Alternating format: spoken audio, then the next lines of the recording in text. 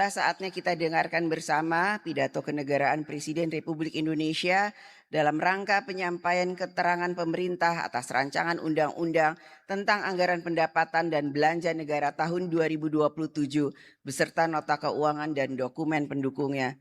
Saudara Presiden, kami persilahkan.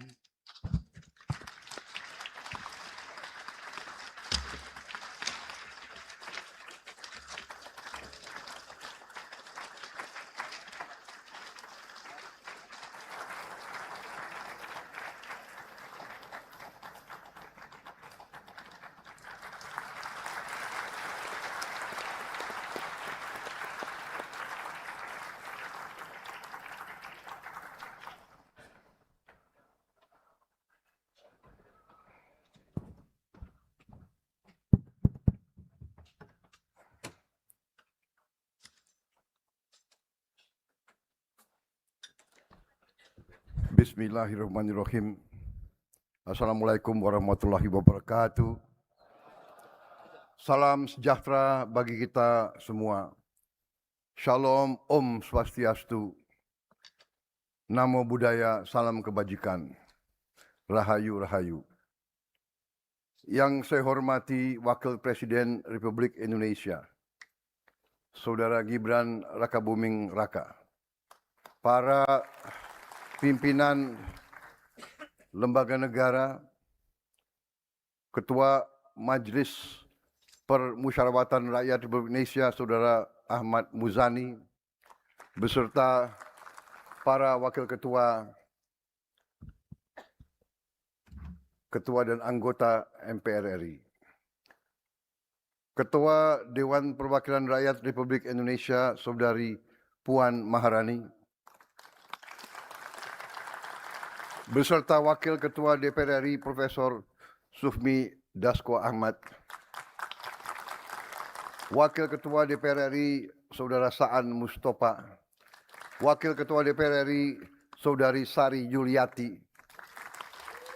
Wakil Ketua DPR RI Saudara Cucun Ahmad Samsurizal, dan seluruh anggota DPR RI yang saya hormati dan saya muliakan. Ketua Dewan Perwakilan Daerah Republik Indonesia, Saudara Sultan Bakhtiar Najamuddin, beserta para wakil ketua dan anggota DPD RI yang hadir. Yang saya hormati Ketua Mahkamah Agung Profesor Sunarto. Yang saya hormati Ketua Mahkamah Konstitusi Saudara Suhartoyo. Yang saya hormati Ketua Komisi Yudisial Saudara Abdul Khair Ramadan. Yang saya hormati Ketua Badan Pemeriksa Keuangan Republik Indonesia Saudari Isma Yatun. Para Menteri Koordinator, para Menteri, Kepala Badan, para Penasihat Khusus Presiden, Jaksa Agung, Kepala BIN, Kapolri, Panglima TNI, dan seluruh Kepala Staf Angkatan yang hadir, para Wakil Menteri, serta seluruh anggota Kabinet Merah Putih yang saya hormati. Yang terhormat para pimpinan partai politik, Partai PDI Perjuangan diwakili oleh Saudari Puan Maharani. Ketua Umum Partai Golongan Karya Saudara Bahlil Lahadalia. Partai Gerindra, saya sendiri.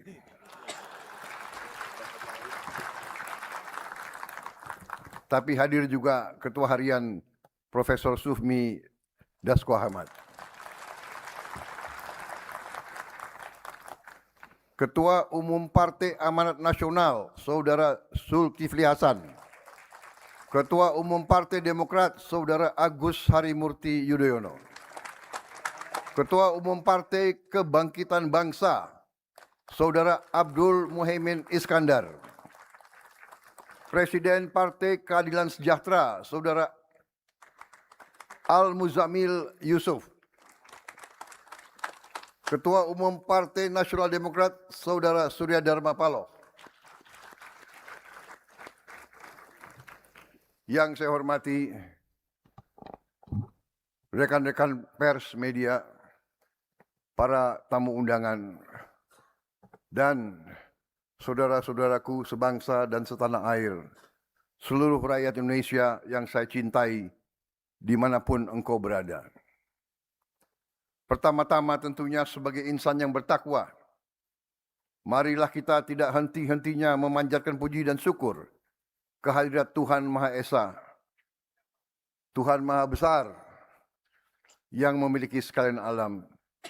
Hanya kepadanya lah kita berdoa dan hanya kepadanya lah kita memohon pertolongan. Atas rahmat dan karunia-Nya, hari ini kita dapat hadir pada sidang penyampaian keterangan pemerintah atas rancangan undang-undang tentang APBN tahun anggaran 2027 beserta nota keuangannya dalam keadaan sehat, damai, dan dengan penuh semangat pengabdian dan cinta tanah air. Pimpinan dan anggota Dewan yang saya hormati, pertama saya menyampaikan penghargaan kepada pimpinan dan seluruh anggota DPR RI atas kerjasama, pengawasan, dan dukungannya dalam penyusunan serta pelaksanaan APBN. APBN bukan sekedar dokumen keuangan negara. APBN adalah alat perjuangan kita. APBN adalah instrumen untuk melindungi rakyat. Alat untuk memperkuat bangsa. Alat untuk mewujudkan cita-cita kemerdekaan dalam mencapai kehidupan yang lebih baik. Jika dahulu para pahlawan berjuang agar bangsa Indonesia memiliki negara, hari ini tugas kita bersama adalah memastikan bahwa negara kita berhasil. Negara kita dapat memberi peningkatan kualitas hidup bagi rakyat kita. Negara kita hadir dalam kehidupan setiap rakyat kita. Negara kita hadir ketika petani membutuhkan pupuk, membutuhkan teknologi. Negara hadir ketika nelayan membutuhkan kapal dan tempat penyimpan hasil tangkapannya.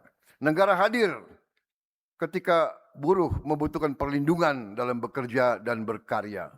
Negara harus hadir ketika anak-anak membutuhkan makan bergizi dan sekolah yang baik.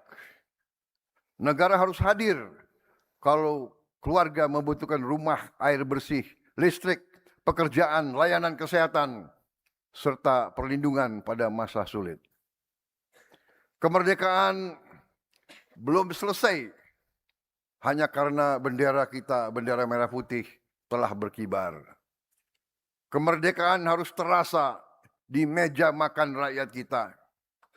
Kemerdekaan harus terasa di ruang kelas anak-anak kita. Kemerdekaan harus terasa di puskesmas dan di rumah sakit.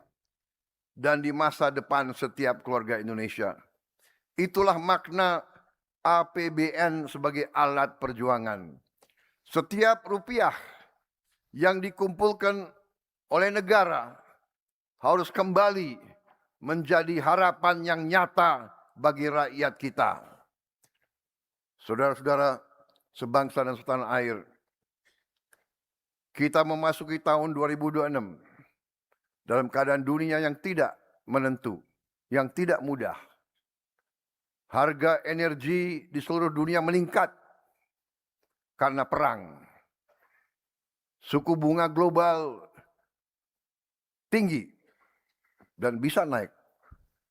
Nilai tukar berbagai negara tertekan dan ketegangan geopolitik mengganggu perdagangan dunia. Namun di tengah tekanan dan ketidakpastian global tersebut, kita bersyukur perekonomian kita tetap berdiri tegak. Ekonomi kita pada semester pertama tahun ini tumbuh tertinggi dalam 13 tahun terakhir. Inflasi masih tetap terkendali. Permintaan domestik tetap kuat. Yang lebih penting, APBN kita bekerja optimal. Hingga akhir Juli 2026, pendapatan negara tumbuh tinggi 21,3% dibandingkan periode yang sama tahun sebelumnya. Ini peningkatan yang cukup signifikan. Belanja negara tumbuh kuat 18,2%. Belanja kita arahkan untuk menjaga daya beli rakyat, memperkuat pelayanan publik, dan menggerakkan ekonomi. Walaupun belanja negara tumbuh, defisit APBN tetap terjaga hanya 0,91% terhadap produk domestik bruto. Ini adalah bukti bahwa keberpihakan kepada rakyat dapat berjalan bersama dengan disiplin fiskal. Kita tidak memilih antara pertumbuhan dan kehati-hatian. Kita memilih kedua-duanya. Kita tidak memilih antara membantu rakyat dan menjaga APBN. Kita melakukan kedua-duanya. Pimpinan dan anggota dewan yang saya hormati dan saya muliakan. Dunia melihat dan memantau sikap kita. Pada tanggal 13 Juli 2026, salah satu rating agency internasional yang kesohor, Standard & Poor's, mempertahankan peringkat kredit Indonesia Triple B, BBB dengan outlook stabil. Ini pengakuan dunia terhadap kokohnya perekonomian Indonesia. Dan Indonesia tetap berada pada kategori investment grade. S&P bahkan menilai Indonesia memiliki prospek pertumbuhan ekonomi yang kokoh. Kebijakan makroekonomi yang secara umum berhati-hati, serta beban utang yang relatif prudent dan sustainable dibandingkan negara-negara setara. Ini bukan kata pemerintah, ini bukan kata saya, ini penilaian mereka terhadap kita. Mereka juga menilai bahwa upaya pemerintah memusatkan pengelolaan sumber daya alam kita dan menutup kebocoran di sektor sumber daya dan mineral dapat meningkatkan penerimaan negara serta devisa ekspor.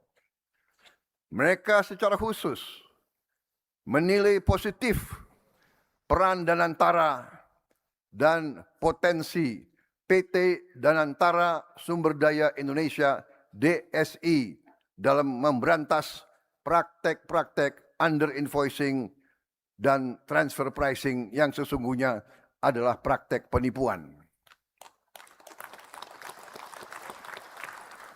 Itu dari pandangan pengamat-pengamat, pakar-pakar dari barat. Dari timur, lembaga rating Republik Rakyat Tiongkok, China Lianhe Rating, justru memberi rating AAA, stable, yang merupakan level tertinggi dalam penerbitan Panda Bonds untuk Republik Indonesia. Mereka menilai fundamental ekonomi Indonesia solid, kebijakan pemerintah kita efektif, ekonomi kita tahan terhadap guncangan eksternal, dan inflasi kita terkendali. Sidang yang terhormat, kita menerima penilaian-penilaian ini sebagai pengingat bahwa kredibilitas dibangun oleh konsistensi, kerja keras, dan kesungguhan. Dunia tidak hanya menilai apa yang kita umumkan. Dunia menilai apa yang benar-benar kita laksanakan. Pimpinan dan anggota Dewan yang saya hormati dan saya muliakan. Capaian semester pertama tahun 2026 adalah pijakan kita dalam menyusun RAPBN tahun 2027. Untuk itu, arsitektur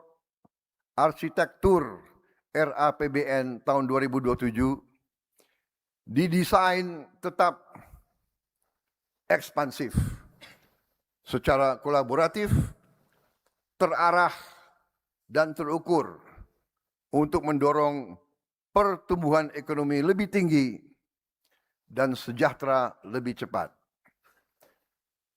Sinergi kebijakan fiskal, moneter, sektor keuangan, dan danantara harus bekerja sinergis dan semakin solid. Transformasi ekonomi pada aktivitas ekonomi yang bernilai tambah tinggi harus terus diperkuat. Program-program unggulan harus berjalan efektif. Program perlindungan sosial harus andal. Pemberdayaan bagi UMKM harus terus digairahkan. Dukungan untuk petani, nelayan, guru, dan tenaga kerja yang rentan juga harus diperkuat. Harmonisasi kebijakan pusat dan daerah harus semakin baik dan semakin kokoh. Pemberantasan korupsi dan penegakan hukum harus terus ditegakkan tanpa pandang bulu. RAPBN tahun 2027 kita fokuskan untuk 8 program kerja prioritas nasional atau PKPN, yaitu kedaulatan pangan, kemandirian energi dan air, pendidikan, kesehatan, hilirisasi dan industrialisasi, infrastruktur, perumahan, dan ketahanan terhadap bencana, penguatan ekonomi kerakyatan dan pembangunan desa, serta penurunan kemiskinan. 8 prioritas tersebut didukung oleh penguatan pertahanan dan keamanan, penegakan hukum, tata kelola pemerintahan, percepatan digitalisasi, dan diplomasi ekonomi. Untuk menjalankan seluruh agenda tersebut, belanja negara tahun 2027 direncanakan sebesar 4.097,2 triliun rupiah, naik dari 3.842,7 triliun rupiah di APBN 2026. Pendapatan negara diperkirakan mencapai 3.426 triliun rupiah, naik dari 3.153,6 triliun rupiah di APBN 2026. Pembiayaan direncanakan sebesar 671,2 triliun rupiah dengan defisit sebesar 2,40% terhadap produk domestik bruto. Dan ini akan kita usahakan untuk kita tekan lebih kecil lagi. Kita memahami bahwa defisit yang ideal adalah sekecil-kecilnya. Bahkan cita-cita kita adalah anggaran yang berimbang. Angka defisit ini turun dari rencana pembiayaan di tahun APBN tahun 2026, yaitu 689,1 triliun rupiah dengan defisit 2,68% produk domestik bruto. Pertumbuhan ekonomi tahun 2027 ditargetkan mencapai 6%, lebih tinggi dari target APBN 2026 sebesar 5,4%. Inflasi akan kita jaga pada kisaran 2,5%. Suku bunga SBN 10 tahun diperkirakan 6,9%. Nilai tukar rupiah kita berada pada kisaran 17.500 rupiah per 1 dolar Amerika Serikat. Harga minyak mentah Indonesia diperkirakan 75 dolar Amerika Serikat per barel. Lifting minyak kita targetkan 610.000 barel per hari dan lifting gas 954.000 barel setara minyak per hari. Dengan pertumbuhan yang lebih kuat dan APBN yang efektif, kemiskinan di tahun 2027 ditargetkan turun ke rentang 6,0 sampai 6,5% dari target APBN 2026 6,5 sampai 7,5%. Tingkat pengangguran terbuka tahun 2027 ditargetkan turun ke rentang 4,30 sampai 4,87%. Turun dari 4,44 sampai 4,96% di tahun 2026.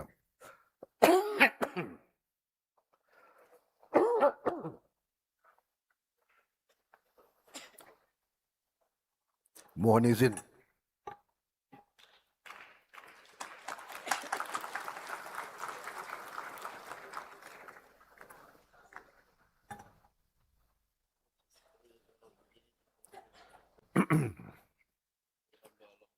Rasio Gini kita targetkan membaik menjadi 0,362 sampai 0,367 dari target tahun ini 0,377 sampai 0,380. Dan indeks modal manusia meningkat menjadi 0,575. Angka-angka tersebut akan kita jaga dengan reformasi fiskal yang holistik dan konsisten. Pendapatan negara kita dorong lebih optimal. Kebocoran penerimaan harus diminimalisasi. Efisiensi belanja harus terus kita lanjutkan. Perlindungan sosial didorong semakin tepat sasaran, serta pembiayaan yang inovatif dan berkelanjutan terus dikembangkan.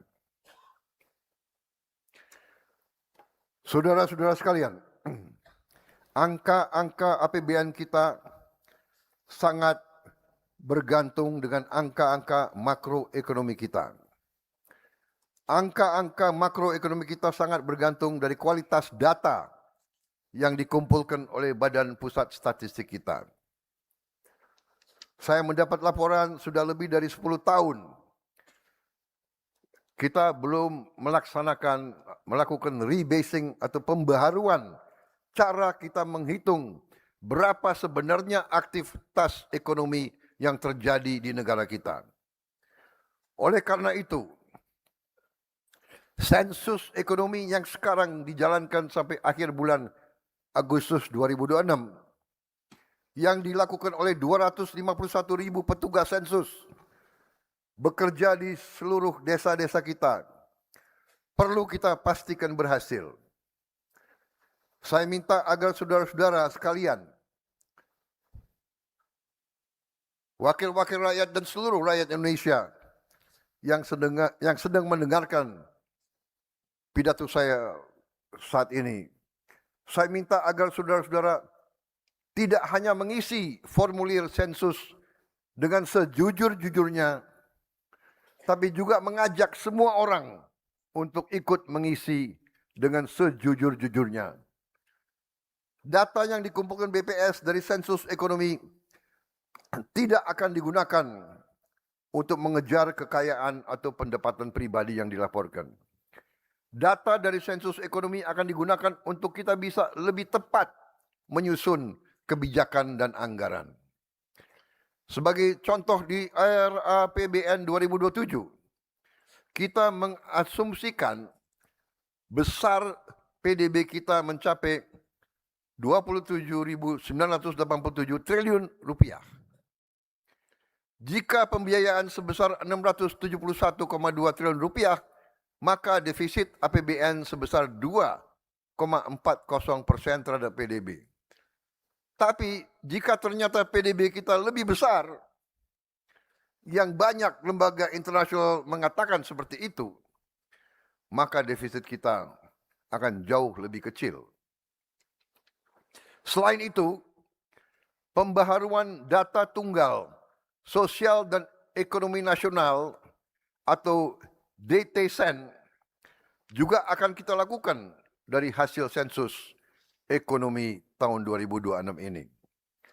Karena itu sensus ekonomi ini sangat penting.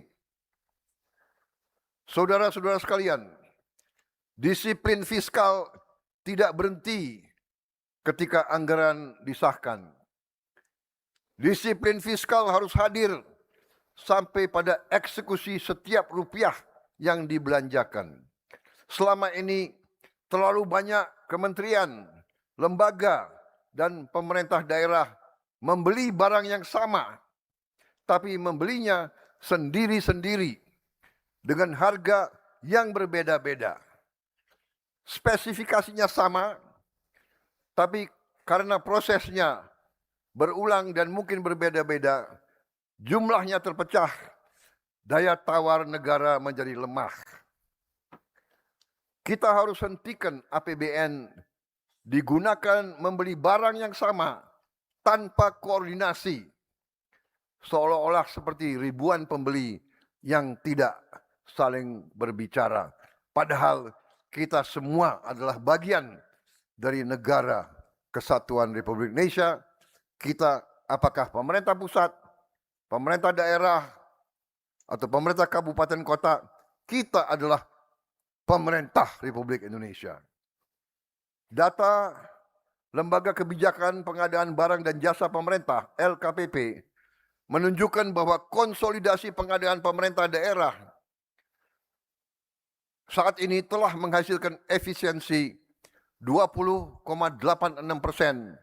pada 2025 dan 25,43% diperkirakan pada 2026. Jika dilaksanakan secara luas dan disiplin, konsolidasi, penggunaan katalog elektronik, perencanaan berbasis data, serta praktek pengadaan terbaik dapat menghasilkan efisiensi sampai 30% dari belanja pengadaan 1.200 triliun rupiah. Artinya, efisiensi dalam 1 tahun bisa mencapai 360 triliun rupiah. Kita bisa bayangkan 20 miliar dolar. Ini bukan angka yang kecil. Kita bisa berbuat sangat banyak dengan 360 triliun. Dan ini adalah di tangan kita. Saudara-saudara. Sebagai contoh, tahun lalu, layar pintar interaktif atau IFP yang selama ini dibeli oleh Pemda-Pemda secara terpisah di kisaran harga 150 juta rupiah per unit, setelah pembelinya kita konsolidasikan di Kementerian Dikdasmen, kita dapat membeli dengan harga 26 juta rupiah per unit.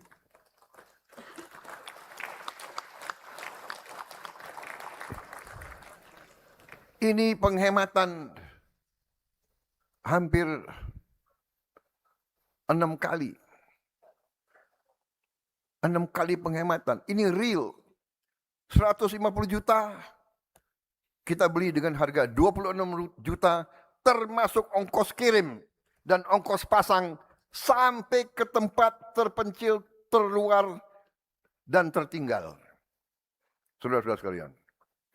Karena itu, saya melaporkan di sini, pemerintah akan segera mengkonsolidasikan seluruh pengadaan barang dan jasa yang serupa.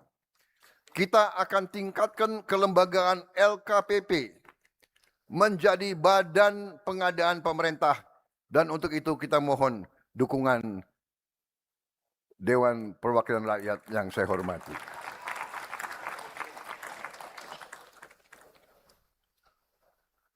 tidak masuk akal berbagai badan, berbagai KL, berbagai pemerintah daerah membeli barang yang sama dengan harga yang berbeda-beda, bahkan harga yang lebih tinggi dari yang bisa kita capai.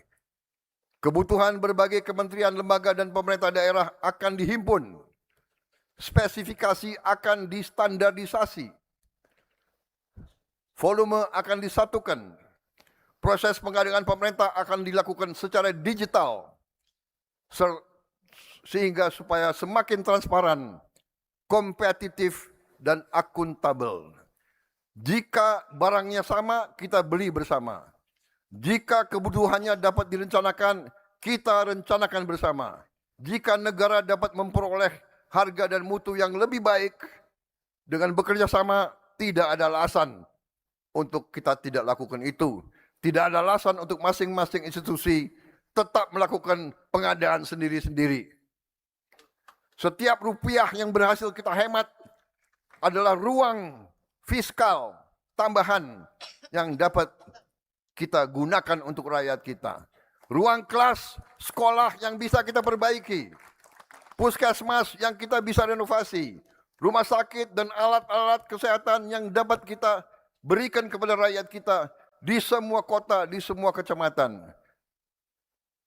Dan ujungnya kehidupan rakyat yang lebih baik. Pimpinan dan anggota dewan yang saya hormati dan saya muliakan. Hari ini saya akan menggunakan kesempatan berbicara di ruang terhormat ini untuk menyampaikan beberapa langkah besar yang akan menjadi tahap berikutnya dari transformasi Indonesia. Pertama, kita akan memperbaiki seluruh puskesmas di Indonesia. Ternyata puskesmas kita sudah puluhan tahun tidak diperbaiki. Puskesmas harus menjadi benteng pertama yang menjaga kesehatan bangsa. Puskesmas adalah pintu pertama negara ketika rakyat sakit. Di sanalah ibu memeriksa kandungan, bayi mendapat imunisasi, anak diperiksa pertumbuhannya, penyakit dideteksi sebelum menjadi lebih berat. Mulai tahun 2027 pemerintah akan merenovasi 10.000 puskesmas di 7.280 kecamatan di seluruh Indonesia. Setiap puskesmas akan memperoleh anggaran perbaikan sekitar 4 miliar rupiah. Tentunya daerah yang lebih terpencil, daerah yang lebih terluar dan tertinggal harus mendapat lebih. Selain itu, kita juga akan merenovasi dan membangun lebih baik lagi 514 laboratorium kesehatan masyarakat atau Labkesmas di 514 kabupaten dan kota di seluruh Indonesia. Program renovasi puskesmas dan Labkesmas ini harus selesai paling lambat pada tahun 2030. Rakyat tidak boleh menempuh perjalanan jauh hanya untuk memperoleh pelayanan kesehatan dasar. Negara harus hadir sedekat mungkin dengan tempat rakyat hidup. Untuk itu kita juga akan membuat ambulans udara dengan helikopter, dengan pesawat kecil yang bisa mendarat di lapangan-lapangan rumput, di lapangan-lapangan pasir, bisa mendarat di pinggir sungai, supaya tidak ada rakyat kita yang tidak bisa dievakuasi kalau dia sakit.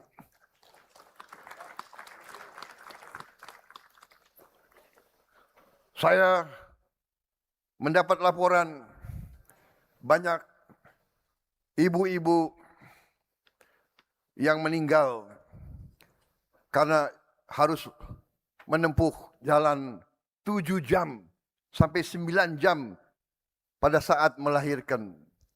Pada saat sudah waktu mau pecah harus 9 jam karena tidak ada jalan yang baik, karena jembatan tidak bagus. Akhirnya banyak ibu-ibu meninggal di daerah-daerah yang tidak jauh dari ibu kota. Untuk itu, kita harus mencari terobosan inovatif. Salah satu jalan adalah ambulans udara, bahkan nanti juga tim dokter terbang. Kalau perlu, dokter yang terbang ke tempat rakyat sakit keras atau menghadapi bencana. Saudara kalian.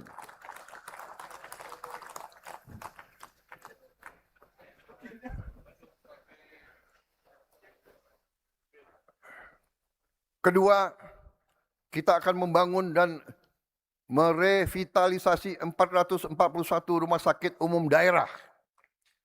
Setiap dari 514 kabupaten dan kota kita harus memiliki rumah sakit yang canggih, yang bisa menyelamatkan rakyat secepat mungkin. Langkah awal kita telah membangun 66 rumah sakit di daerah tertinggal, terdepan, dan terluar. Dan hari ini saya melaporkan dari 66 rumah sakit tersebut, 22 sudah operasional.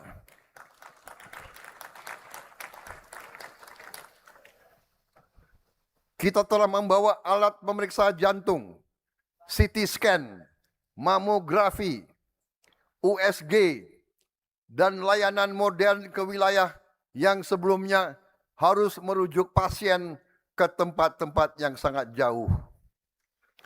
Rencana kita juga di setiap gerai Koperasi Merah Putih akan ada klinik di mana rakyat bisa dapat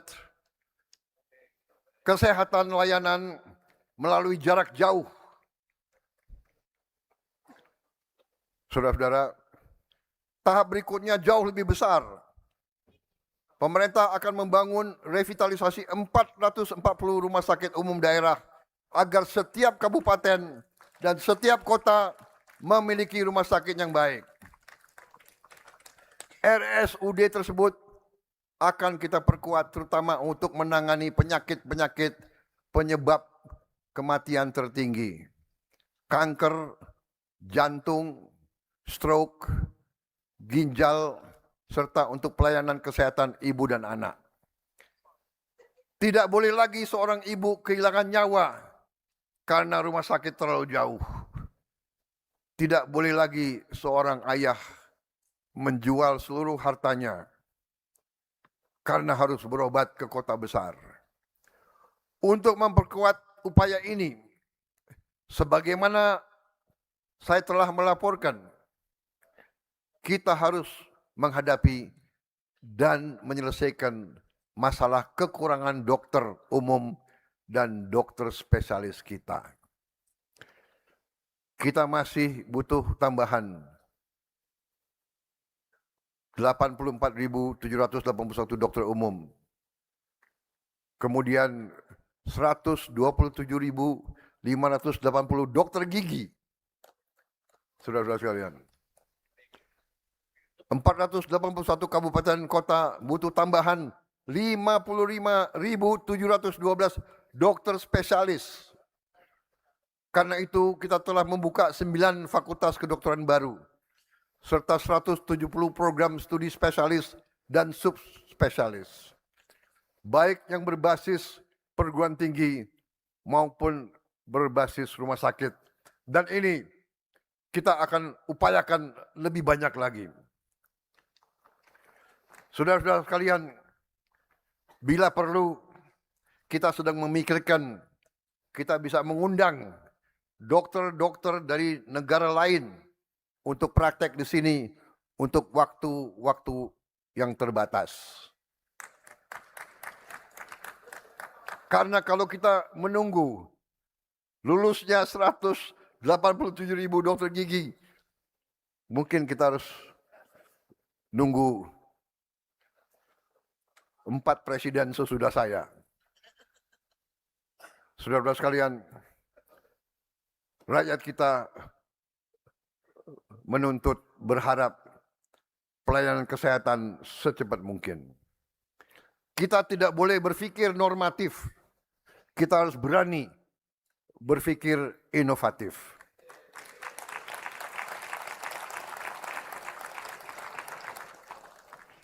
Ketiga, kita akan menyelesaikan renovasi seluruh sekolah yang membutuhkan perbaikan paling lambat tahun 2029.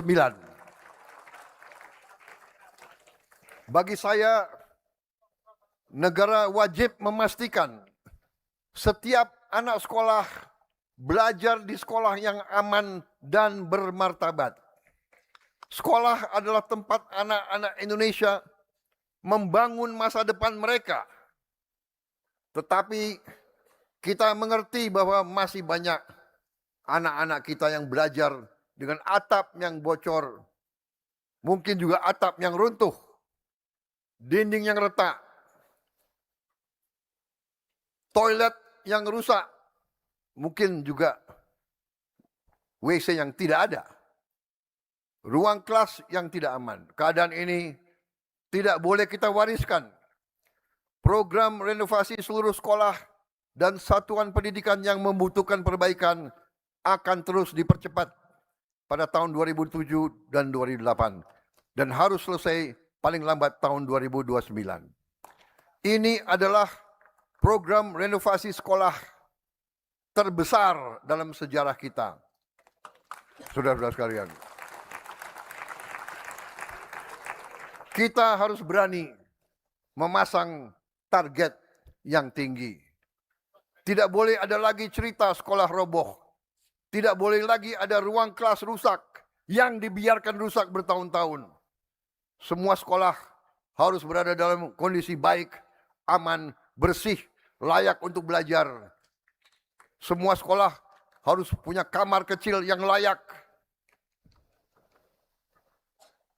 Semua ruang kelas akan kita lengkapi dengan layar pintar interaktif atau IFP. Di akhir bulan Desember 2026, kita perjuangkan semua sekolah akan menerima tambahan 3 layar untuk tiap sekolah. Akhir tahun ini, kalau tahun yang lalu baru terima 1, akhir tahun ini semua sekolah di Indonesia akan punya 4 ruangan yang memiliki IFP. IFP ini akan memudahkan guru dan murid untuk mengajar dan belajar. Kita juga akan mengadakan long distance learning, pembelajaran lewat siaran jarak jauh.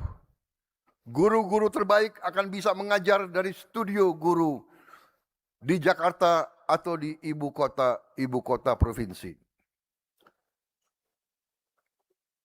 Semua kelas di seluruh Indonesia akan punya akses kepada pendidikan yang terbaik.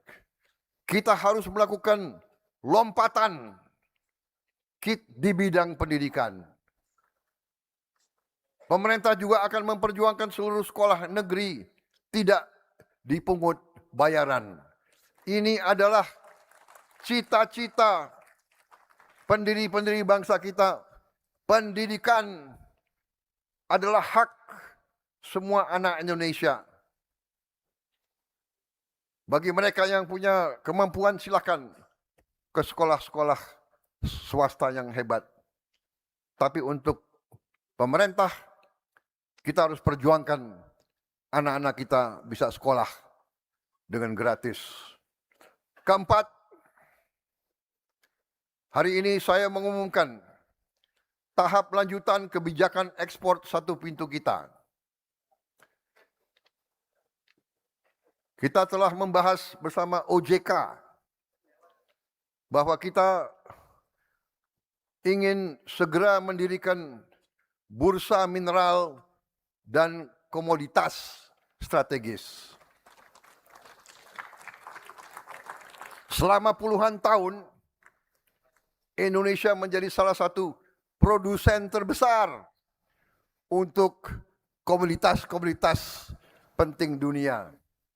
Kelapa sawit, nikel, timah, batu bara, emas, kopi, karet, dan berapa belas komoditas lainnya. Tetapi terlalu sering harga kekayaan kita yang keluar dari bumi dan keringat rakyat Indonesia justru harganya ditentukan di luar negeri, di negara lain, di bursa komoditas negara lain. Mereka yang tidak punya komoditas ini, masa mereka menentukan berapa harga komoditas itu? Ini tidak masuk akal. Saya tidak mengerti di mana diajarkan ilmu ekonomi semacam ini. Kitanya punya barang, orang lain menentukan harganya. Saya bertanya kepada wakil-wakil rakyat, mau kita teruskan situasi seperti ini?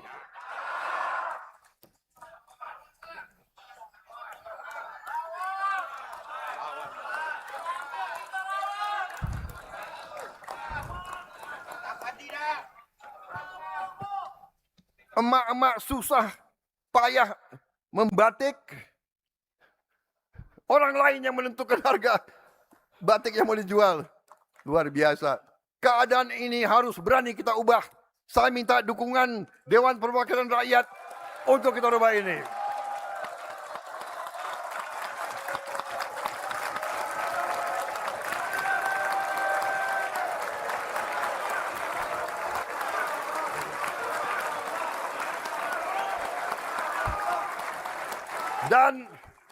Dan saya katakan di sini, saya yakin saudara-saudara mendukung saya.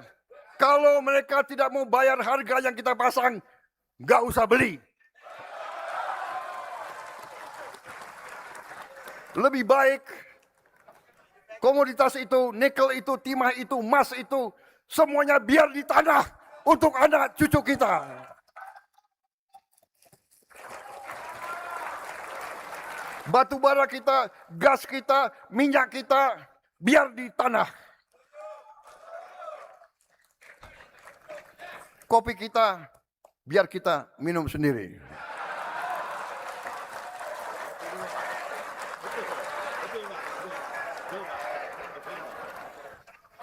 Tapi tentunya kita juga mengerti mekanisme pasar.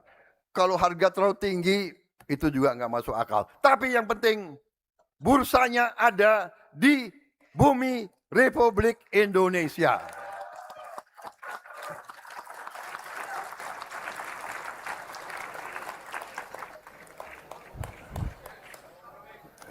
Kita akan segera operasionalkan bursa mineral dan komoditas strategis di bawah pengawasan otoritas jasa keuangan. Rencana kita apabila OJK bekerja dengan baik, dan saya yakin OJK bekerja dengan baik, ini emak-emak yang menguasai ekonomi kita sekarang ini. Rencana kita dengan dukungan DPR, kita rencanakan 1 Januari 2027 kita akan memiliki bursa komoditas sendiri. Kita targetkan ketentuan penyelenggaraan bursa mineral dan komoditas strategis segera mohon dibahas oleh DPR RI dan mohon diterbitkan dalam waktu yang sesingkat-singkatnya. Saya terima kasih. Sekarang sudah ada kerjasama yang sangat sinergis antara pemerintah dan DPR.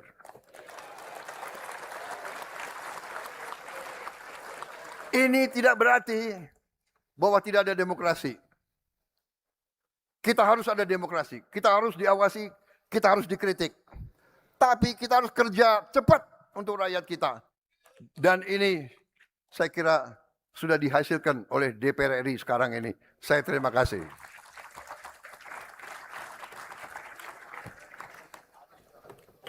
Dan terima kasih khusus sekali lagi untuk PDIP.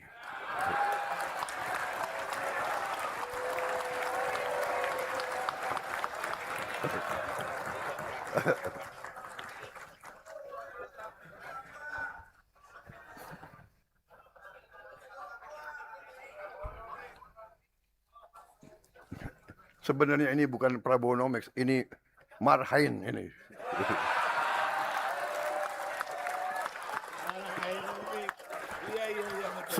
PDIP susah tidak mendukung ini soalnya itu.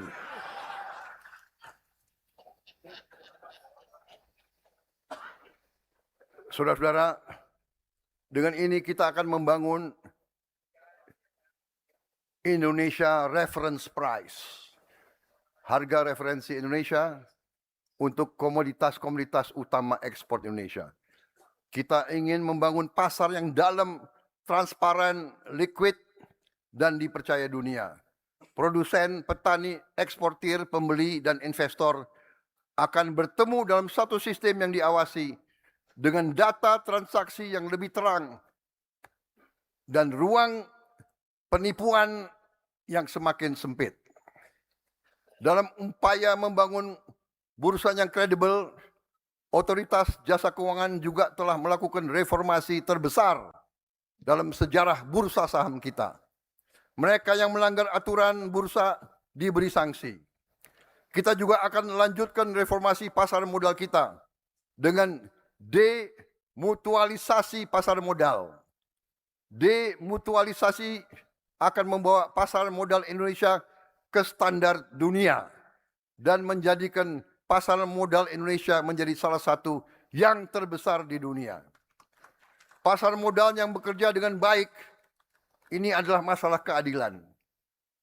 Soal kesempatan perusahaan rintisan, startup, pengusaha-pengusaha kita bisa naik kelas, menambah ekuitas, menambah modal, agar bisa memperbesar skala dan dampak usahanya. Minta izin.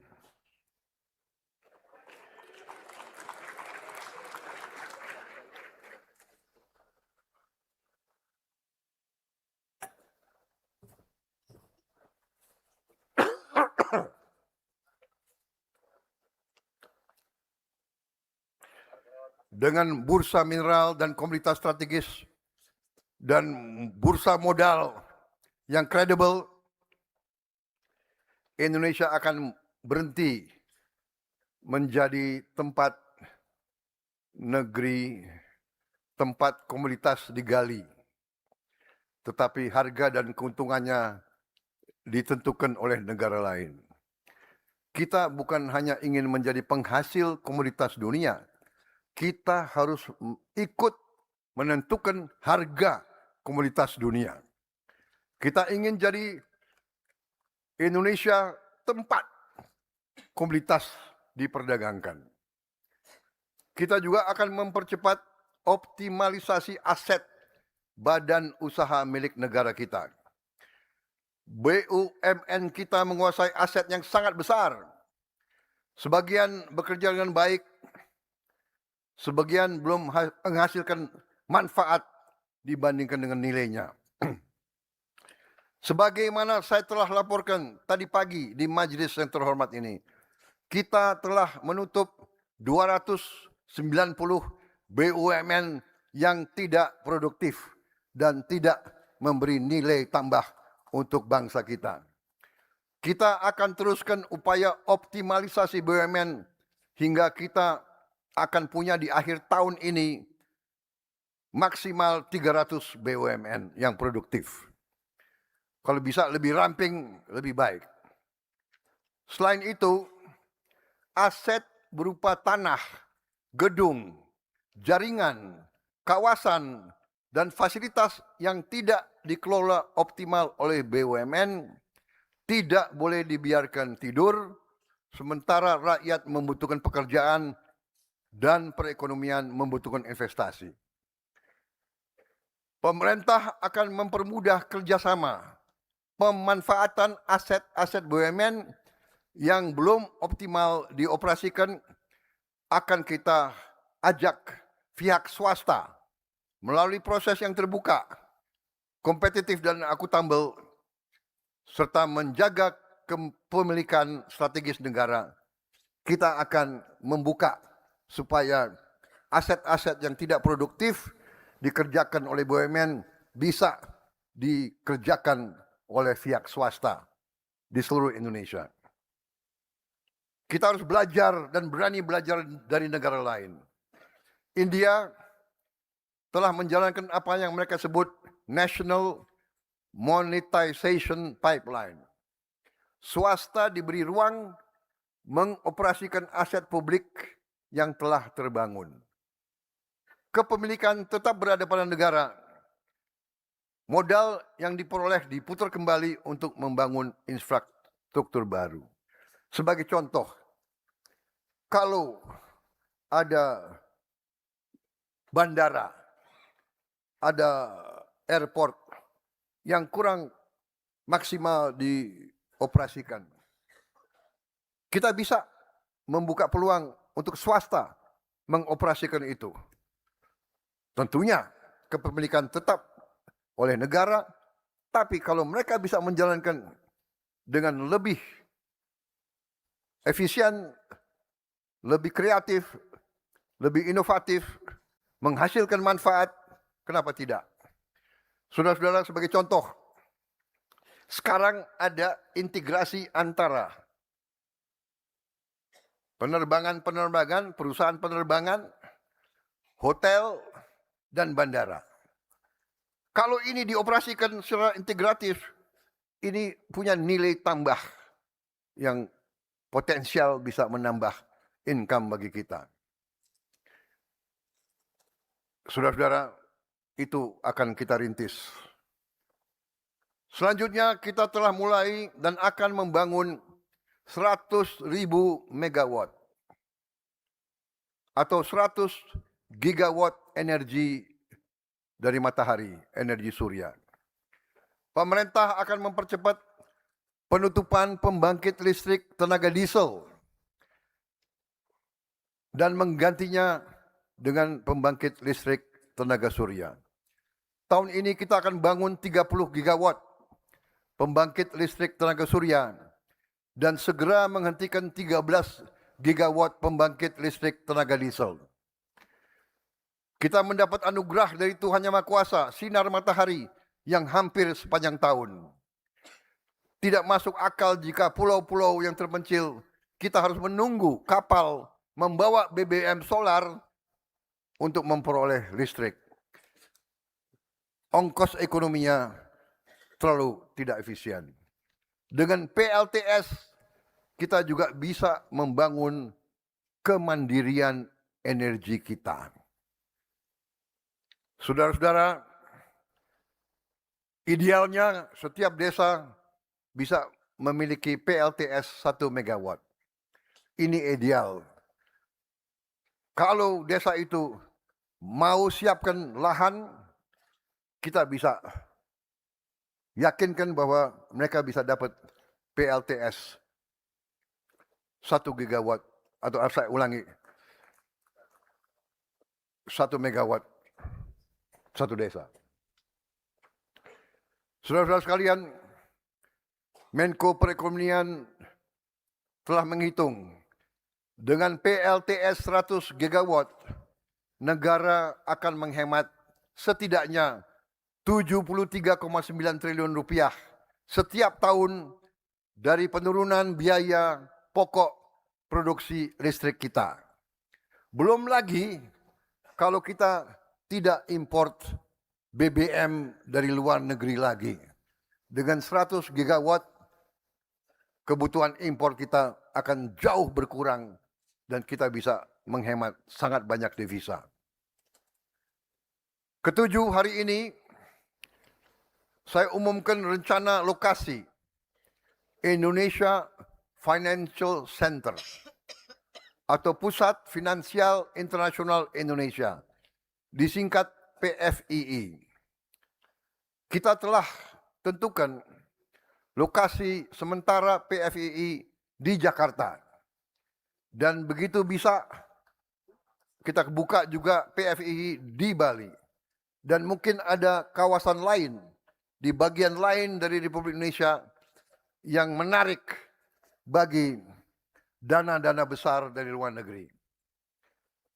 PFII ini akan menjadi wajah baru pusat-pusat keuangan kita.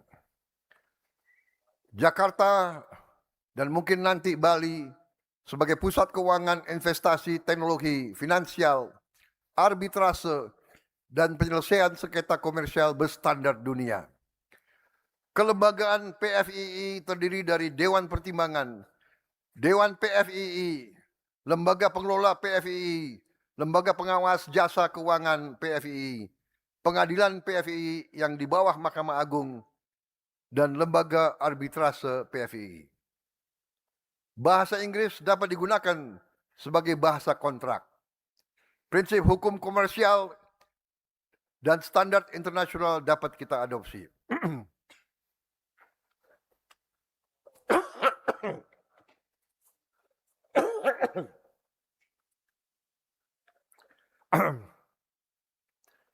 Hakim ad hoc dapat berasal dari talenta hukum terbaik Indonesia dan dunia.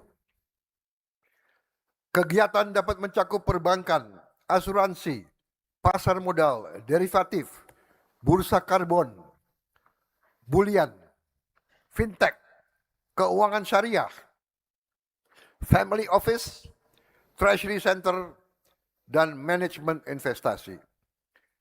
PFII menyediakan kepastian transfer dan repatriasi modal secara laba, fasilitas perpajakan untuk kegiatan yang memenuhi syarat, golden visa, dan pelayanan perizinan yang kompetitif. Pada saat yang sama, aturan anti pencucian uang, transparansi pemilik manfaat, kewajiban perpajakan, dan pertukaran informasi internasional tetap kita tegakkan. Kita membangun PFII agar modal dunia menemukan kepastian di Indonesia. Talenta terbaik bekerja di Indonesia. Dan transaksi atas kekayaan Indonesia diselesaikan di Indonesia. Untuk awalnya Jakarta dan Bali harus menjadi tempat modal dunia dihimpun dan masa depan Indonesia dibiayai. Selanjutnya hari ini saya ingin masyarakat mengenal Danantara Development Management Fund atau DDMF. Danantara adalah dana kedaulatan kita. Danantara harus menjadi instrumen pembangun kapasitas bangsa untuk puluhan tahun mendatang. DDMF adalah instrumen yang menyiapkan, mengembangkan dan membiayai proyek strategis jangka panjang yang penting bagi Indonesia, tapi belum dapat kita biayai dengan investasi komersial jangka pendek. Dan juga kita hindari harus dibiayai oleh APBN.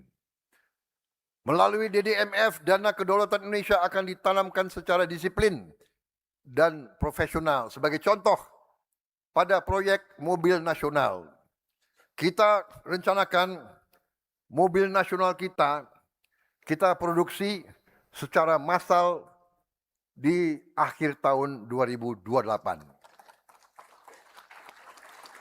Fasilitas sudah dibangun di daerah Subang. Proyek motor nasional juga telah kita luncurkan.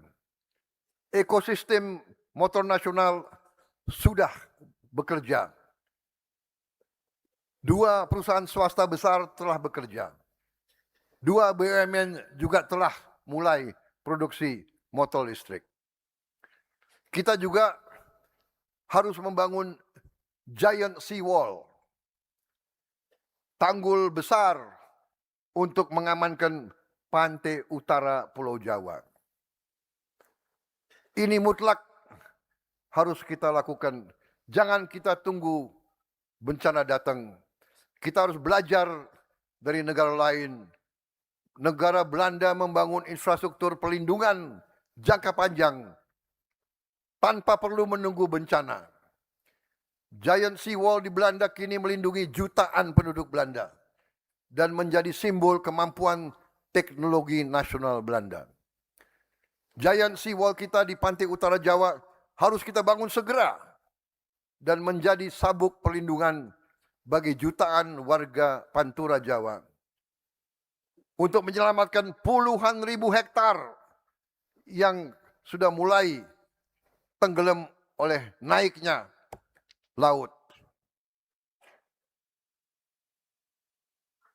Selain itu, Giant Seawall kita di pantai utara Jawa harus menjadi infrastruktur air bersih. Harus menjadi jalur pertumbuhan baru. Dan proyek rekayasa yang membangun kemampuan anak bangsa. BRIN telah menghasilkan terobosan teknologi yang akan kita gunakan untuk Giant Seawall ini. Proyek Giant Seawall ini akan butuh 15 hingga 20 tahun untuk kita selesaikan pembangunan Giant Seawall ini. Ini waktu yang lama. Saya tidak tahu presiden keberapa yang akan meresmikan. Tapi saya bertekad presiden ke-8 akan mulai proyek ini. Pembangunan ini kita rencanakan dibagi 15 segmen. Dari Banten sampai Jawa Timur, sampai Gresik. Kau tidak Gresik. Dan jika dilaksanakan serentak, sesungguhnya mungkin berkurang dari 20 tahun. Apapun, kita harus berani mulai. Ini menyangkut hajat hidup puluhan juta rakyat kita yang hidup di Pantura. Dan kita harus ingat berapa persen industri kita ada di kawasan di pantai utara, mulai Jawa Barat sampai ke Jawa Timur. Jadi masa depan industri kita juga dipertaruhkan.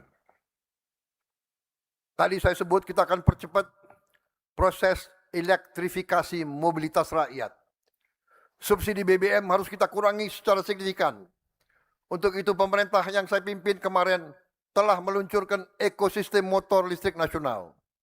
Selain itu hari ini kita umumkan, kita akan beri insentif yang cukup besar untuk mereka yang bisa membangun 1 juta motor listrik yang diproduksi di dalam negeri oleh perusahaan Indonesia. Kebijakan ini mempunyai 3 tujuan sekaligus. Menurunkan biaya kendaraan untuk rakyat, mengurangi konsumsi bahan bakar impor, dan membesarkan industri motor listrik nasional, beserta rantai pasok baterai, komponen, perangkat lunak, serta layanan purna jualnya. Saudara-saudara, kita telah memiliki hampir semua unsur dalam baterai untuk kendaraan listrik. Hampir semua. Setiap motor listrik buatan Indonesia yang melaju di jalan raya adalah 3 kemenangan sekaligus. Saya ulangi ya. Setiap motor listrik buatan anak-anak Indonesia yang berjalan di jalan Indonesia memiliki 3 kemenangan bagi bangsa kita. Pertama, penghematan bagi rakyat. Penghematan bagi keluarga mereka. Kita perkirakan mereka akan bayar lebih 50% lebih rendah dari pengeluaran yang mereka lakukan sekarang untuk motor BBM. Bahkan bisa nanti turun hanya 30% dari biaya yang mereka keluarkan sekarang. Pengurangan import energi dan yang sangat penting, pekerjaan dan penghasilan bagi anak-anak Indonesia.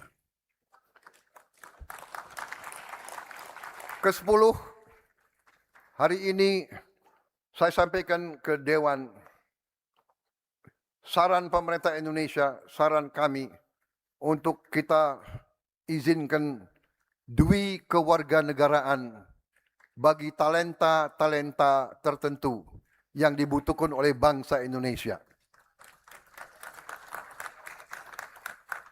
Indonesia memiliki jutaan diaspora. Di antara mereka terdapat ilmuwan yang hebat-hebat, dokter, insinyur, ahli kecerdasan buatan, peneliti, pengusaha, seniman, atlet, terutama pemain bola, profesional kelas dunia.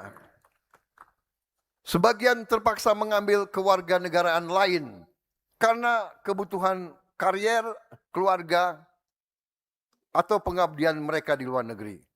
Kita tidak boleh memaksa talenta terbaik Indonesia memilih antara kesempatan berkarya di dunia dan ikatan mereka kepada tanah air.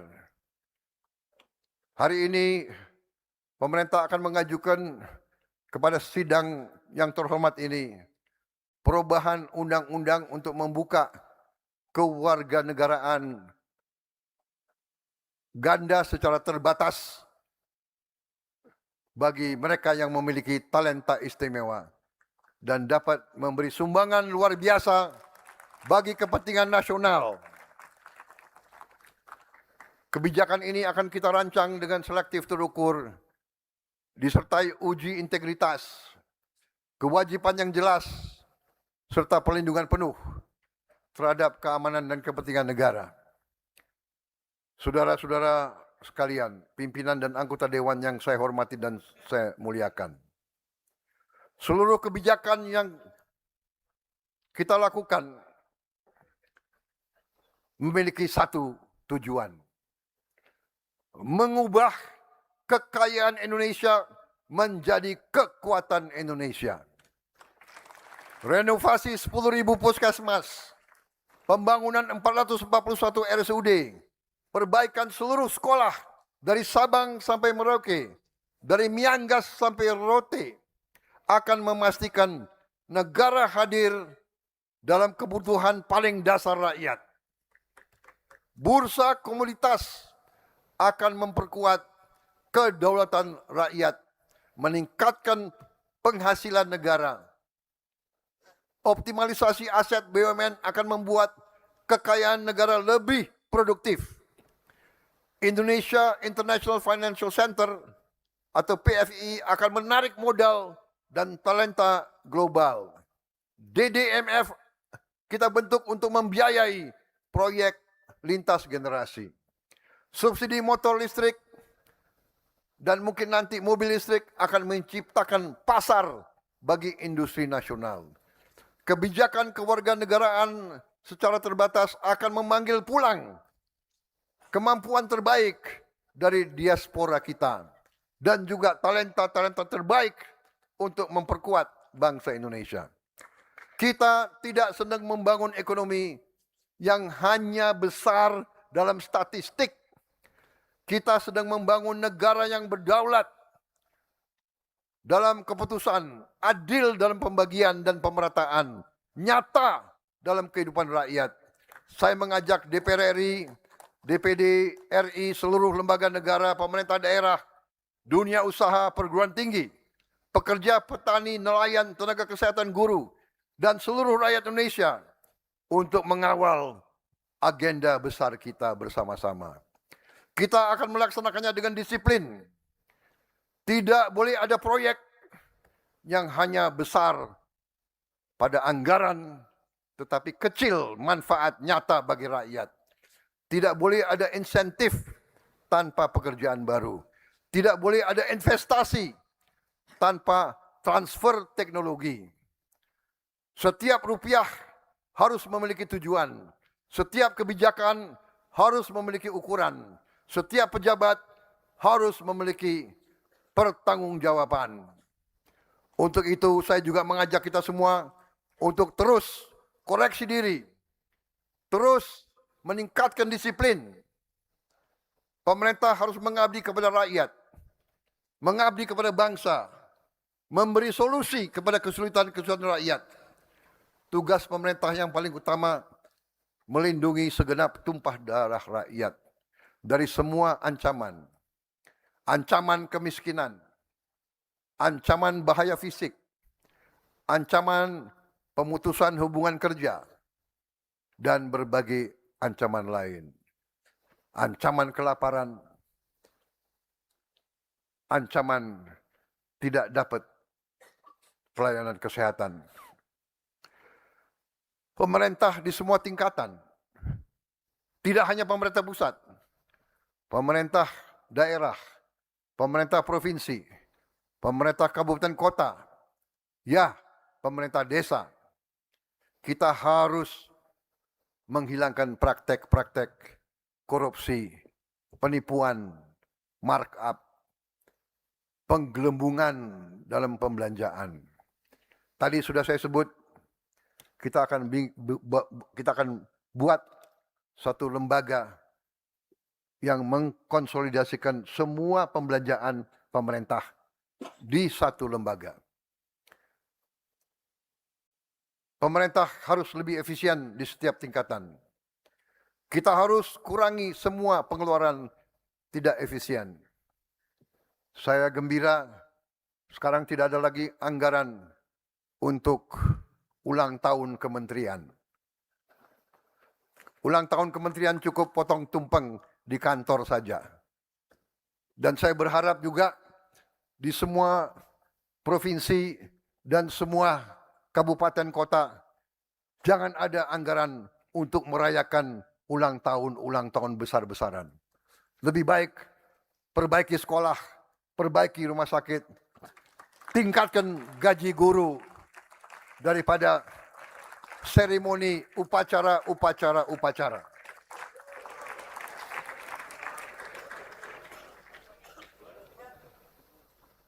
Tapi kalau upacara hari kemerdekaan secara terpusat itu wajib.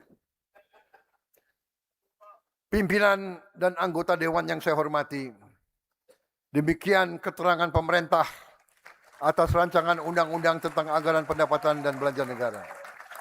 Tahun anggaran 2027 beserta nota keuangannya. Besar harapan saya agar pembahasan RAPBN 2027 dilaksanakan secara terbuka, konstruktif, berorientasi sepenuhnya kepada kepentingan rakyat dan bangsa. Semoga Allah Subhanahu wa taala senantiasa memberi rahmat, petunjuk, taufik dan hidayah kepada kita sekalian, memberi kekuatan kepada kita semua dalam menjalankan amanah harapan seluruh rakyat Indonesia. Dirgahayu Republik Indonesia tercinta. Sekali merdeka, tetap merdeka. Sekali berdaulat, terus berdaulat. Merdeka! Terima kasih. Wassalamualaikum warahmatullahi wabarakatuh. Salam sejahtera kita sekalian. Om Swastiastu. Namo Buddhaya. Salam kebijakan. Rahayu, rahayu. Selesai.